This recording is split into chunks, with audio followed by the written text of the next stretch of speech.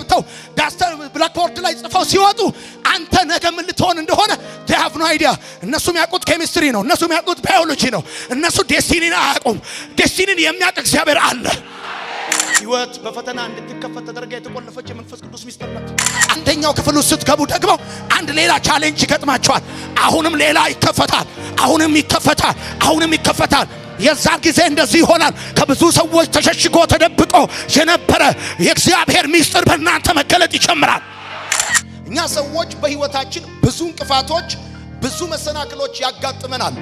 ህይወት በፈተናና በእንቅፋቶች የተሞላች ስለሆነች በህይወታችን በፈተና ስለመጽናት መጸለይ ያለብን፣ በፈተና ስለመጽናትም መማር አለብን። እግዚአብሔር በፈተና እንዲያጸናን፣ እግዚአብሔር በፈተና ውስጥ እንዲያበረታን። ምክንያቱም በፈተና የሚጸና እሱ የተባረከ ነው ተብሎ እንደተጻፈ እግዚአብሔር የሚደሰትበት ሰው በፈተና የሚጸና ሰው እንደሆነ የእግዚአብሔር ቃል እንደሚናገር ማለት ነው። ስለዚህ አማኞች በፈተና ስለመጽናት መማር አለብን። እንዴት ነው በፈተና የምንጸናው? ምክንያቱም የእግዚአብሔር ቃል ሲናገር ህይወት ብርቱ ሰልፍ ነች። ህይወት በማይቋረጥ ፈተና፣ በማይቋረጥ የህይወት እንቅፋት የተሞላች ነች። በኑሯችን፣ በስራችን፣ በአገልግሎታችን፣ በመውጣት በመግባታችን፣ በእያንዳንዱ እንቅስቃሴ የጠበቅነውና ያልጠበቅነው ብዙ መሰናክልና እንቅፋት ያጋጥመናል። በዚህ ጊዜ ልክ የመሰናክል ሩጫ እንደሚሮጥ ሯጭ መሰናክሉ ጋር ስንደርስ መሰናክሉን ሸውደን መሮጥ አንችልም። የግድ መዝለል ያለብንን፣ ማለፍ ያለብንን፣ መሻገር ያለብንን እንድንሻገር ግድ ይለናል። ከፈተና ንጹህ የሆነ ህይወት የለም። የማይፈተን ሰው የማይማር ሰው ነው። የማይማር ሰው ክላስ የማይገባ ሰው ነው። የሚማር ሰው ይፈተናል። የሚማር ሰው የግድ መፈተኑ የማይቀር ጉዳይ ነው። ስለዚህ እኛ አማኞች አንድ መማር ያለብን ጉዳይ ቢኖር እንዴት ነው በፈተና ልንጸና የምንችለው? አንደኛ። ሁለተኛው ደግሞ እንዴት በፈተና መጽናት እንደምንችል መጸለይ ያለብን፣ በፈተና እንድንጸና ማለት ነው። ምክንያቱም የተሳካላቸው ሰዎች፣ በምድር ላይ ተጽዕኖ የፈጠሩ ሰዎች ያልተፈተኑ ሰዎች አይደሉም። እኛን የገጠመን የህይወት ፈተና አይነት የተሳካላቸው ሰዎች ገጥሟቸዋል። በትምህርታቸው፣ በቤተሰባቸው፣ በኑሯቸው፣ በትዳራቸው፣ በስራቸው፣ በመውጣት በመግባታቸው ሰዎች ፈተና ይገጥማቸዋል፣ እንቅፋት ይገጥማቸዋል። እናም ተሳክቶላቸው የምናውቃቸው ወንዶችና ሴቶች ፈተና ያልገጠማቸው ሳይሆኑ በፈተና ውስጥ በርትተው ጸንተው እግዚአብሔር ወዳየላቸው ነገር ለመሻገር የቆረጡ ሰዎች ናቸው። ስለዚህ በፈተና ስለመጽናት መማር አለብን። ስለዚህ በፈተና ስለመጽናት መጸለይ አለብን። በፈተና አጽናኝ ብለሽ ጸልይ። በፈተና አጽናኝ ብለህ ጸልይ። እንድታጸናኝ እፈልጋለሁ ብለህ ደግሞ እንዴት እንደምጸና እንድታስተምረኝ እፈልጋለሁ ብላችሁ ጸልዩ። ምክንያቱም እግዚአብሔር አምላክ አስቀድሞ ትምህርት ቀጥሎ ፈተና ያመጣል። ጻፉ። እግዚአብሔር አስቀድሞ ትምህርት ቀጥሎ ደግሞ ፈተናን ይልካል ወደ ህይወታችን። ሰይጣን ሳያስተምረን ነው የሚፈትነን። በእግዚአብሔርና በሰይጣን መካከል ያለው ልዩነት እግዚአብሔር አስተምሮ ሲፈትነን፣ ሰይጣን ግን ሳያስተምረን ይፈትነናል። በኋላ አሳያችኋለሁ። ዋናውና መሰረታዊ ጉዳይ ግን እግዚአብሔር አስቀድሞ ወደ ህይወታችሁ የሚያመጣው ትምህርት ነው። የቃሉ መገለጥ ያመጣል፣ ትምህርት ያመጣል፣ ጥበብ ያመጣል፣ እውነት ያመጣል። ከዛስ ትምህርት ካለ ቀጥሎ የሚመጣ ፈተና አለ። እያንዳንዱ አስተማሪ አስተምሮ ብቻ ሳይሆን ትምህርቱን ከጨረሰ በኋላ ያስተማረውን አካል ይፈትነዋል። ስለዚህ ማወቅ ያለባችሁ ኢቭን ዛሬ እንኳን ይሄን ትምህርት ከተማራችሁ በኋላ ከዚህ ትምህርት በኋላ ፈተና አለ። በእያንዳንዱ የህይወታችን ምዕራፍ፣ ለእያንዳንዱ የህይወታችን ምዕራፍ እግዚአብሔር ትምህርት አለው። ለእያንዳንዱ ምዕራፋችን እግዚአብሔር መልመጃ አለው። መልመጃ አለው እግዚአብሔር፣ ፈተና አለው እግዚአብሔር። ስለዚህ በእርግጠኝነት እነዚህን ሁለት ነገሮች ልንጸልይባቸው የሚገቡ ጉዳዮች ናቸው። አንደኛ በፈተና ስለመጽናት መጸለይ ያለብን፣ ሁለተኛው በፈተና ስለመጽናት መማር አለብን። በመሰረታዊ ደረጃ እኛ ራሳችንንም ሆነ የምንወዳቸው ሰዎች ፈተና እንዲገጥማቸው አንፈልግም፣ እንዲፈተኑብን አንፈልግም። እናታችን፣ አባታችን፣ ቤተሰቦቻችን፣ የምንወዳቸው ሰዎች፣ የኛ የምንላቸው ሰዎች፣ በጣም የምንሳሳላቸው የምንጨነቅላቸው ሰዎች፣ በጣም የምንወዳቸው ሰዎች እንዲፈተኑብን፣ በችግር በቻሌንጅ ውስጥ እንዲገቡብን አንፈልግም። ይሄ የታወቀ ጉዳይ ነው። ማንም ሰው ቢሆን ቤተሰቡ እንዲፈተን አይፈልግም። ማንም ሰው ቢሆን ትዳሩ እንዲፈተን አይፈልግም። ማንም ሰው ቢሆን አባቱ፣ እናቱ፣ ወዳጁ፣ ፍቅረኛው፣ ልጁ እንዲፈተንበት አይፈልግም። ልናቅ የሚገባው ነገር ቢኖር ግን የምንወዳቸውን እነዛን ሰዎች ከኛ አብልጦ የሚወዳቸው አለ። የምንቀርባቸውን እነዛን ሰዎች ከኛ አብልጦ የሚቀርባቸው አለ። የምንሳሳላቸውን እነዛን ሰዎች ከኛ አብልጦ የሚሳሳላቸው አለ። ልክ ነው። ስለምንወዳቸው እንዲፈተኑብን መከራ ችግር እንዲገጥማቸው አልፈለግንም ይሆናል። ነገር ግን ከኛ በላይ እናታችንን የሚወድ አባታችንን የሚወድ ልጃችንን የሚወድ ትዳራችንን የሚወድ ከኛ በላይ የሚቀርባቸው አለ። እኛ እስከ እጃቸው እስከ ቁመታቸው እስከ ሰውነታቸው እንቀርባቸዋለን። እሱ ግን እስከ ውስጥ ማንነታቸው ከስትንፋሳቸው ይልቅ የሚጠጋጋቸው አምላክ አላቸው። የምንረሳው ነገር በህይወት መንገድ ላይ አንድ ጉዳይ አለ። የምንወዳቸውን የሚወዳቸው እንዳለ እንረሳለን። የምንቀርባቸውን የሚቀርባቸው እንዳለ እንረሳለን። የምንሳሳላቸውን የሚሳሳላቸው እንዳለ እንረሳለን። የምንጠነቀቅላቸውን የሚጠነቀቅላቸው እንዳለ እንረሳለን። ስለዚህ አስተውሱ፣ የምትወዷቸውን የሚወዳቸዋል።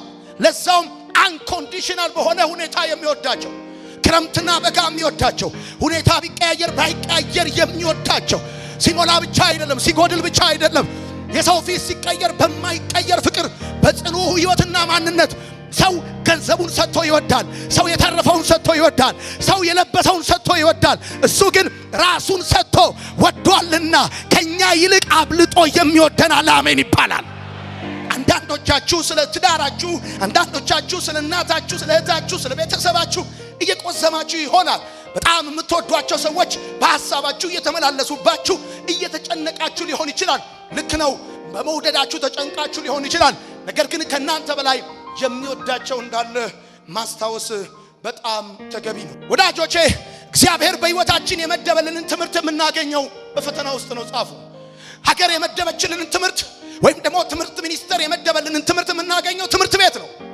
እግዚአብሔር በህይወታችን የመደበልንን ትምህርት የምናገኘው ግን በፈተና ውስጥ ነው።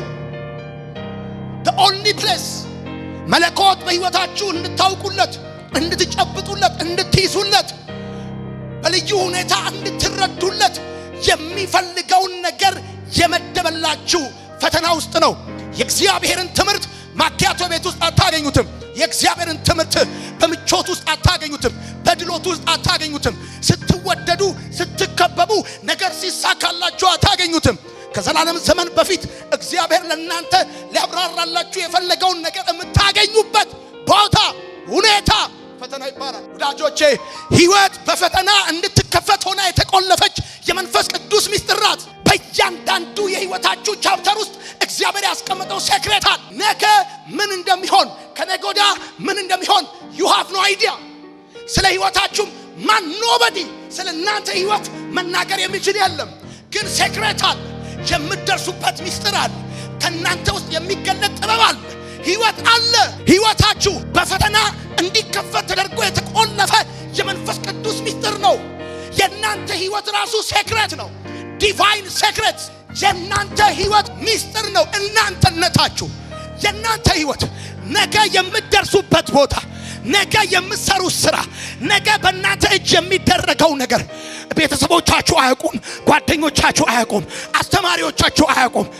ቾክና ዳስተር ይዘው ይሄ መልእክት እናንተን አልፎ በዓለም ዙሪያ በማርሴል ቴሌቪዥን የሚያዩ ሰዎችን መጀመሪያ እናንተ እንድትባረኩበት እፈልጋለሁ። ለምን መሰላችሁ? ከዚህ ትምህርት በኋላ ያጎነበሳችሁ ሰዎች ቀና ትላላችሁ። ከዚህ ትምህርት በኋላ ያለቀሳችሁ ሰዎች መሳቅ ትጀምራላችሁ። ከዚህ ትምህርት በኋላ የደከማችሁ ሰዎች መበርታት ትጀምራላችሁ። አኩሩፋችሁ፣ እግዚአብሔርን አኩሩፋችሁ፣ ሰውን አኩሩፋችሁ፣ ቤታችሁን አኩሩፋችሁ፣ ጥግ ያሳችሁ ሰዎች ኩርፊያችሁን ትተውና ሃሌሉያ። ወዳጆቼ ምቹ መንገድ በህይወታችሁ ምቹ መንገድ ድካም ያቀል ይሆናል እንጂ ጉዞውን አያስቀረው፣ መንገዱን አያስቀረው። ምን ማለት ነው? ባጭር አማርኛ ከአዲስ አበባ ወደ ሐዋሳ ዛሬ ስመጣ ከአዲስ አበባ እስከ ዝዋይ ድረስ ሃይዌው ተሰርቷል። መንገዱ ምቹ ሆኗል ማለት ድካም ያቀል ይሆናል እንጂ ጉዞውን ያስቀረዋል ማለት አለ። አዲስ አበባ የነበርኩ ሰው ሐዋሳ ለመምጣት መንገዱ ምቹ ስለሆነ ተሻግሬ ሐዋሳ አልገባም። የፈለገውን ያህል ምቹ ቢሆን፣ የፈለገውን ያህል ሰፊ ቢሆን፣ እንቅፋት ባይኖረው፣ ፈረስ ጋሪ ባይኖረው፣ ሌላ መኪና ባይኖረው መጓዜ ግድ ነው። ምቹ መንገድ ድካም ያቀላል እንጂ ጉዞ አያስቀርም። ልክ እንደዚሁ ምቹ ሲስተም፣ ምቹ ፋይናንስ፣ ምቹ ትምህርት፣ ምቹ ቤተሰብ፣ ምቹ ቤተክርስቲያን ድካም ያቀለ ይሆናል እንጂ ፈተና አያስቀርም። ምቹ መሪ፣ ምቹ ጓደኛ፣ ምቹ ትዳር፣ ምቹ ቤተሰብ፣ ምቹ የሥራ ሁኔታ ድካም ያቀል ይሆናል እንጂ ፈተና ግን አያስቀርም። መንገዱ በጣም ምቹ ሆኖ ጉዞ እንዳላስቀርልህ ምን ድካም እንደቀነሰልህ ብዙዎቻችሁ ኤክስፔክት የምታደርጉት ምንድነው? ምቹ ትዳር እንዲኖራችሁና ከፈተና ነፃ እንድትሆኑ። ብዙዎቻችሁ ኤክስፔክት የምታደርጉት ምቹ ቤተክርስቲያን፣ ምቹ አባት፣ ምቹ አሰራር። ወዳጆቼ ምቹ ሲስተም፣ ምቹ አባት፣ ምቹ አገልጋይ፣ ምቹ ጓደኛ ቢኖራችሁም ይህ ግን ፈተናን ከህይወታችሁ አያስቀርላችሁ። አንዳንዶቻችሁ በትዳራችሁ እየተፈተናችሁ ያላችሁት የትዳር አጋሮቻችሁ ምቹ ስላልሆኑ እንዳይመስሏችሁ። ከአንዳንድ ሰዎች አንጻር ሲብራራ ያንቺ ባል አንደኛ ነው።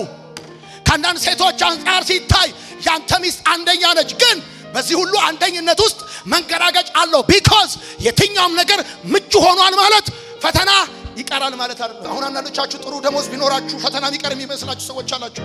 ጥሩ ኢንከም ቢኖራችሁ በቃ ለቀቅ ያለ ድልት ያለ ለቀቅ ረቀቅ ያለ ኑሮ የምትኖሩ ይመስላችኋል። በጣም ምጡቅ የሆኑ አገልጋዮች መጥተው ቢያስተምሯችሁ አንዳንድ ግሳግስ ነገር የሚቀር ይመስላችኋል። ይገርማችሁ ተራውም ሰው በጣም ምጡቅ የሆነው ባለበት ህይወት ውስጥ ምናልባት የመከራውና የፈተናው አይነት ይለያይ ይሆናል እንጂ ፈተና የሚቀር ጉዳይ አይደለም። ትምህርት ቤት ገብተው ዳስተር ብላክቦርድ ላይ ጽፈው ሲወጡ አንተ ነገ ምን ልትሆን እንደሆነ they have no idea። እነሱ የሚያውቁት ኬሚስትሪ ነው። እነሱ የሚያውቁት ባዮሎጂ ነው። እነሱ ዴስቲኒን አያውቁም። ዴስቲኒን የሚያውቅ እግዚአብሔር አለ። ታዲያ እንደዚህ ነው እግዚአብሔር አምላክ እኔ እናንተን ሲፈጥረን እኔ እናንተ የምንቅል በየዓመቱ በየሲዝኑ በየምዕራፉ ከኛ ውስጥ የሚወጣ መገለጥ አለ። ከኛ ውስጥ የሚወጣ ህይወት አለ። ከኛ ውስጥ የሚወጣ ሰክሰስ አለ። ይገርማችኋል ያንን የምትሆኑትን ነገር እግዚአብሔር አምላክ በፈተና ብቻ እንዲከፈት አድርጎ ነው የቆለፈው። ውስጣቸው በጣም ፕራይስለስ የሆነ ጎልድ ፕራይስለስ የሆነ ማንነት የተገለጠባቸው ሰዎች እነዛን ሰዎች ፈተና ነካክቷቸዋል። ቻሌንጅ ነካክቷቸዋል። በዓለም ላይ በጣም ያበሩ የደመቁ ያብረቀረቁ ሰዎች እነዛን እንዲያብረቀርቁ ያደረጋቸው ከሰፈር የምትገዛው ቫዝሊን እና ግሪስሊን እንዳይመስል ሰዎቹን ከሰዎች መካከል እንዲደምቁ እንደ ኮከብ እንዲያበሩ ያደረጋቸው ነገር ሰዎቹን ልክ እንደ ብርጭቆ እንደ ወረቀት ብርጭቆ ያሻቸው የነካካቸው ያደማቸው ያቆሰላቸው የሰበራቸው ፈተና የሚባል ነገር አለ። አንደበታቸውን ሲከፍቱ ዓለም ይሰማቸዋል። አለመታየት አይችሉም፣ አለመሰማት አይችሉም፣ አለመደመጥ አይችሉም። ቢኮዝ በፈተና ማበጠሪያ በፈተና ወንፊት ላይ ብዙ አፔንታውን አይተዋል። ብዙ ተግዳሮት ውስጥ አልፈዋል። ህይወት በፈተና እንድትከፈት ተደርጋ የተቆለፈች የመንፈስ ቅዱስ ሚስጥር ናት። ለካ እንዲህም ይቻላል፣ ለካ በኔ ላይ እንዲህም አቅደሃል፣ ለካ በኔ ላይ ይሄም አላማክ ነው ያላችሁት ፈተና ፈትኗችሁ ነው። ቻሌንጅን ሼክ አድርጓችሁ ነው። ማታካች በኔ ላይ የነበረው ዓላማ ይሄ ነው ያላችሁት ካለመረዳት ወደ መረዳት ካልገባው ህይወት ወደ ተገለጠለት ህይወት የመጣችሁት በፈተና ምዕራፎቻችሁ ተከፍተው ነው። ፈተና ህይወታችሁ በፈተና እንዲከፈት ተደርጎ የተቆለፈ የመንፈስ ቅዱስ ሚስጥር ነው። የግቢውን በር በግቢው ቁልፍ ከፈታችሁት። የትልቁን ቤት በር በትልቁ ቤት ቁልፍ ከፈታችሁት። ልክ እንደዚህ ነው ከሆነ የህይወት ምዕራፍ ወደሚቀጥለው ሊያሻግራችሁ ሲፈልግ ፈተና በሚባል ቁልፍ ነው ቻፕተራችሁ የሚከፍተው። ስለዚህ እንደዚህ ነው የሆነ ፈተና እናንተ ጋር መጣ ማለት ሌላ ቻፕተር ውስጥ ሊከታችሁ እየገለጠው ያለ ምዕራፍ አለ። ኦኬ እሱን አልፋችሁ አንደኛው ክፍል ውስጥ ስትገቡ ደግሞ አንድ ሌላ ቻሌንጅ ይገጥማችኋል። አሁንም ሌላ ይከፈታል፣ አሁንም ይከፈታል። የዛን ጊዜ እንደዚህ ይሆናል። ከብዙ ሰዎች ተሸሽጎ ተደብቆ የነበረ የእግዚአብሔር ሚስጥር በእናንተ መገለጥ ይጀምራል።